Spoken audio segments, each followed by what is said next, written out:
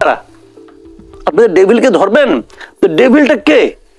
বর্তমানে এই পরিস্থিতিতে আমি যদি আইন শৃঙ্খলা রক্ষাকারীর মানে বাহিনীর নির্লিপ্ততার কথা বলে তাদেরকে দায়ী করি, তোমরা নড়ছো না কেন, তোমরা ধরছো না কেন, তোমরা মারছো না কেন, যদি বলি আমরা, তোরা কাদেরকে ধরতে বলবো, কাদেরকে মারতে বলবো, কাদেরকে?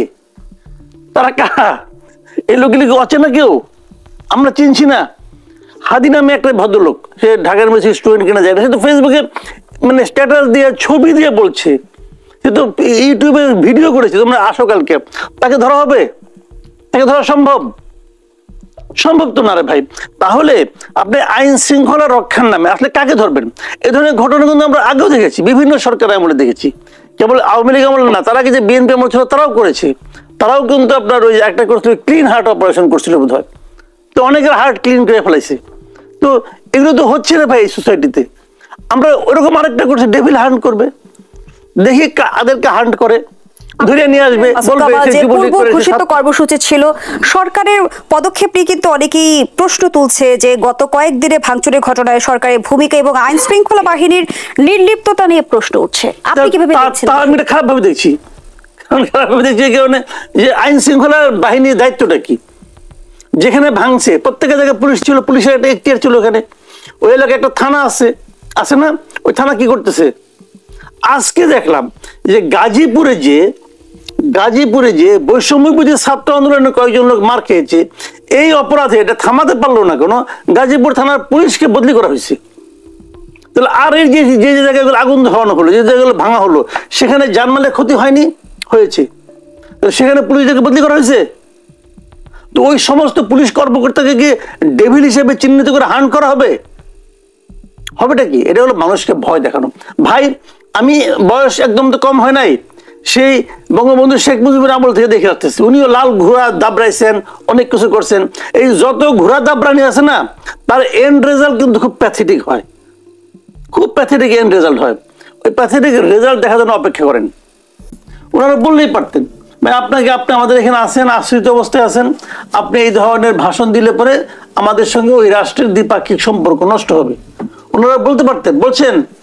বলেন নাই তো।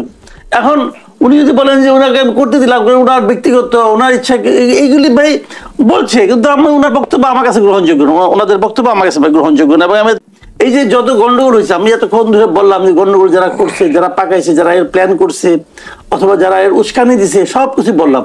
বিদেশ থেকে কে কি করছে, হাতুড়ি বাটাল নিয়ে কারে কারে যাইতে বলছে, যারা নিজেদেরকে বিকল্প জাতির পিতা হিসেবে ভাবতে শুরু করছে নাকি শুনলাম কেউ কেউ। তো এটা ওদেরকে অনেক সমালোচনা করলাম, কিন্তু তারপরেও আমি বলবো, যদি হাসিনা ওই বক্তব্য যদি না দিত অথবা বক্তব্য দেওয়ার ঘোষণা আগে ঘোষণা না করতো, তাহলে হয়তো এর অনেক কিছু হতো না। কাজে ওনার যে দায়টা, আমার দেশে যে ক্ষতিটা হয়ে গেল শেখ হাসিনার বক্তব্য দেওয়ার কারণে, সেই ক্ষতিটার জন্য ওনারা যদি বলেন যে না ব্যক্তিগত, প্রতিদিন একটা বক্তৃতা দেবেন আর আমাদের এখানে মানে হবে, সমস্যা হবে, আমাদের এখানে একটা অশান্তি হবে, একটা নৈরাজ্য হবে, এটা কি ওনারা সাপোর্ট করবেন? তো ব্যক্তিগত হলে তো ওরা আবার দিতে পারবেন। যদি এটা যদি ওনার ব্যক্তিগত কাজ হয়, তার মানে কি ওনার আবার দেওয়ার একটা সুযোগ আছে বক্তৃতা। তো এই ভদ্র মহিলা তো আমাদের দেশকে ভালোবাসেন না, এই ভদ্র মহিলা তো দেশকে মানে অপছন্দ করেন। অপছন্দ না করলে দেশের এত বড় ক্ষতি উনি করতে পারতেন? উনি দেশকে লুটপাট করেন নাই, ওনার লোকজনকে দেয়া করার নাই, করেছেন তো।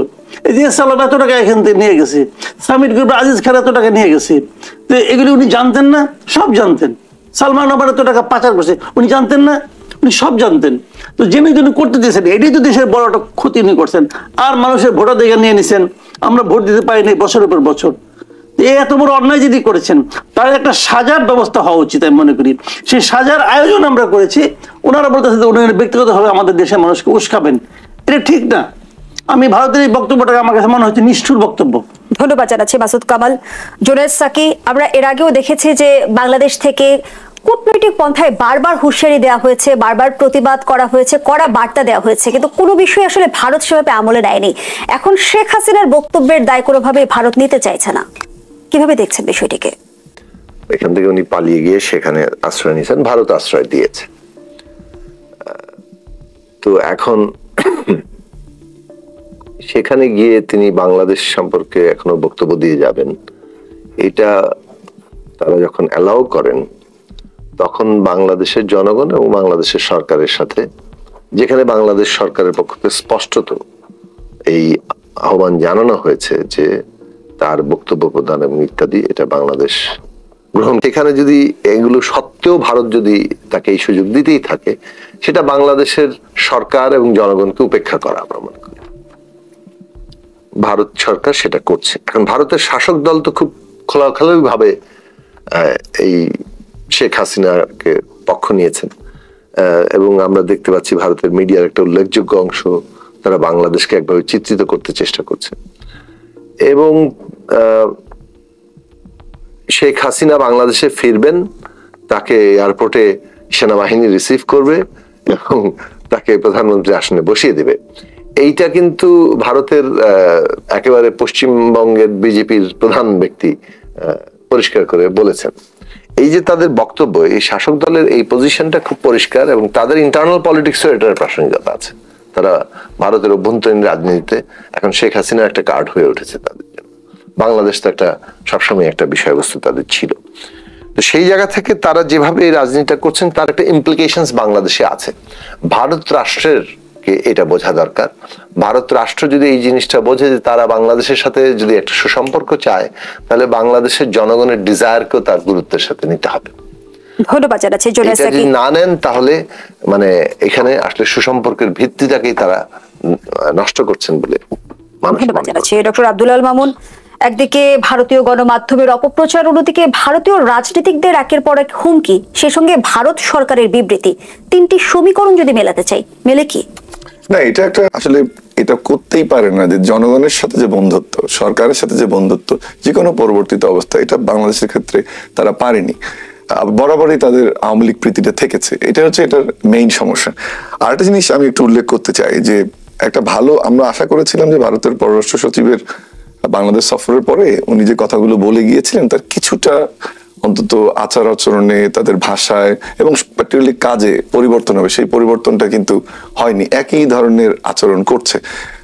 এবং সেটার ক্ষেত্রে যদিও তারা বলে যে তাদের পলিসি হচ্ছে নেইবার ফার্স্ট, প্রবাবলি আমরা রিসেন্ট তাদের সম্পর্ক যেভাবে তারা হারিয়েছে অন্যান্য দেশগুলোর সাথে, আসলে নেইবার হয়ে গেছে লাস্ট।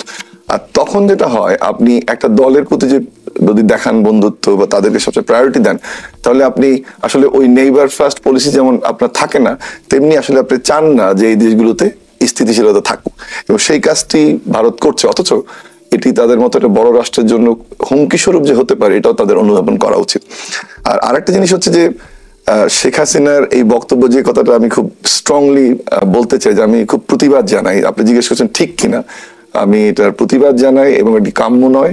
এবং এ ধরনের ঘটনা ঘটলে আমাদের একটু কেয়ারফুল থাকতে হবে যে একটা করে ঘটনা ঘটিয়ে ভারতও এমন ষড়যন্ত্রে লিপ্ত হচ্ছে কিনা যে আমাদের দেশকে অস্থিতিশীল করে রাখা, সেটি কিন্তু হতে দেয়া যাবে না। বারবার একটা বক্তব্য দিবে, তারপর একটা ভাঙচুর। রাজনৈতিক বিশ্লেষকরা আশঙ্কা প্রকাশ করছেন এমন পরিস্থিতি চলতে থাকলে বাংলাদেশেও তিউনিসিয়ার মতো দীর্ঘমেয়াদী অস্থিতিশীলতা দেখা দেবে। এখানে একটা লেসন নিতে হবে, যেহেতু আরব বসন্তের কথা আপনি আসলেন, বা এই মডেল দুটো মাথায় রাখতে হবে। মিশর কিন্তু স্থিতিশীলতা আনতে গিয়ে গণতন্ত্র হারিয়েছে। আর আপনি যে তিউনিসিয়ার কথা বললেন, সেখানকার সিচুয়েশনটাও মাথায় রাখতে হবে যে কোন দিকে আমরা যাবো, বা লিবিয়ার দিকে যাবো কিনা। ওই আরব বসন্তের পরে মোটামুটি গুছিয়ে উঠতে পারে একটা দেশ কিন্তু মিশর, কিন্তু সেখানে কিন্তু গণতন্ত্র জলাঞ্জলি দিয়ে একটা ব্রাদারহুড সরকার নিয়ে অনেক ডিবেট থাকতে পারে, কিন্তু গণতন্ত্র জলাঞ্জলি দিয়ে কিন্তু স্থিতিশীলতা আনতে, ওইটা কিন্তু আমার মনে হয় এখানে যারা বসে আছে তারা দেশবাসী। আসিফ মোহাম্মদ তো অলরেডি প্রস্তুতি নিয়ে নিছেন, এবং ওনার হয়ে ওনার বাবা তা মুরাদনগর এলাকায় দেখলাম প্রচারও করতেছে যে তার ছেলে ইলেকশন করবে, এবং তার ছেলে এলাকার জন্য কি কি কাজকর্ম করছে এটাও উনি বেশ সবিস্তারে বর্ণনা করতেছে। একটা ভিডিও দেখলাম তো আজকে। কাজে ওনার জন্য হয়তো আওয়ামী লীগ না থাকলে ইলেকশনের সুবিধা হবে উনি বলতেছেন, ওনাদের ক্ষমতা আছে বলতে পারতেছেন। কিন্তু আমি পার্সোনালি মনে করি এটা একটা কঠিন কাজ হবে। এটা হলো আমার বিবেচনা। নানা ভাবি দেখেন, বাংলাদেশ তো একা একা চলবে না, একা একা চলবে না। বাংলাদেশটা সারা দুনিয়ার লোকজনকে নিয়ে চলতে হবে। আপনি খুব ভালো, হ্যাঁ উনি বলে যে না আমাদের সাথে পাকিস্তানের সম্পর্ক খুব ভালো, আমরা পাকিস্তানের পদাঙ্ক অনুসরণ করবো, পাকিস্তান ইমরান খানের দলকে নিষিদ্ধ করে দিছে, আমরা ওই ফর্মুলায় যাব, যেতে পারেন। পাকিস্তানের পরিণতিকে যদি ওনাদের খুব কাঙ্ক্ষিত পরিণতি মনে হয় যাবেন, অসুবিধা দেখে আছে, তার ফলও ওনারা ভোগ করবেন। তবে কিন্তু এটা বলি পাকিস্তানের পাবলিক আর বাংলাদেশের পাবলিক ভাই এক না। বাংলাদেশ মানে অন্যরকম এটা দেশ একটা। এই দেশের মানুষ সম্পর্কে যারা নাকি দীর্ঘদিন রাজনীতি করে তারাও ভালো মতো বুঝতে পারে না, আর ওনারা তো রাজনীতি শুরুই করে নাই। যে খুব ইজি মনে করছে, কারণ একটা পদ তো ইজিলি পেয়ে গেছে, এখন বাকিগুলো খুব ইজিলি পাবে বলে মনে করে। তো চলুক, দেখা যাক কি হয়। কিন্তু আমি মনে করি এটাও তো সহজ না। দেখেন, প্রধান উপদেষ্টা ডক্টর ইউনূস উনিও কিন্তু বলেছেন যে উনি আওয়ামী লীগের কে নিষিদ্ধ করার জন্য কাজ করছেন না, উনি এটা চাচ্ছেন না। উনি বলেছেন বিএনপি দীর্ঘদিন ধরে বলছে, তাই না? আর আসিফ মাহমুদ সজীব ভুইয়া বলতেছে কাজ চলছে, ঐক্যমত তৈরি হচ্ছে। ঐক্যমত কার সঙ্গে হলাম জানি না, এখানে আমাদের একজন পলিটিশিয়ান আছেন, উনিও বলতে পারবেন ওনার সঙ্গে ঐক্যমত হয়েছে কিনা আমি জানি না, কিন্তু আমার জানা মতো কোনো ঐক্যমত হচ্ছে না। আর যদি পলিটিক্যাল পার্টিগুলো ঐক্যমত না হয় কেমনি করে করবেন? আবার যদি ঐক্যমত হয়, যদি সকল পলিটিক্যাল পার্টির সঙ্গে ঐক্যমত্য হওয়ার মাধ্যমেও আওয়ামী লীগকে নিষিদ্ধ করা হয়, আমি সেটাও মনে করি যে আমাদের দেশের ভবিষ্যৎ রাজনীতির জন্য এটা খুব ভালো কোনো উদাহরণ তৈরি হবে না। এর আগে সরকার কিংবা উপদেষ্টাদের পক্ষ থেকে অভিযোগ শুনেছে যে বিএনপির বিরোধিতার কারণে আওয়ামী লীগকে নিষিদ্ধ করা